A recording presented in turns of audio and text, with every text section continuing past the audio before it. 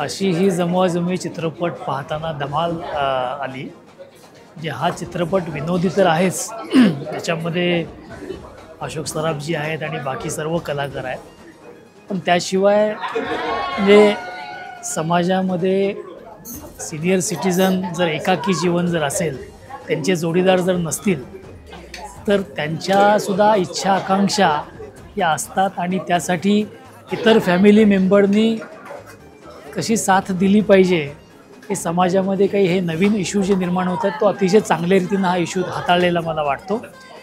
या चित्रपटामध्ये सर्व कलाकारांच्याच भूमिका खूप छान झालेल्या आहेत। विशेषतः जे चित्रपटामध्ये जी रायटर जी आहे त्यांचं मी कौतुक करतो। खूप चांगल्या रीतीनं त्यांनी ही कथा लिहिलेली आहे। दिग्दर्शक जे आहे त्यांचंही मी कौतुक करतो। दिग्दर्शन अतिशय सुंदर झालेलं आहे।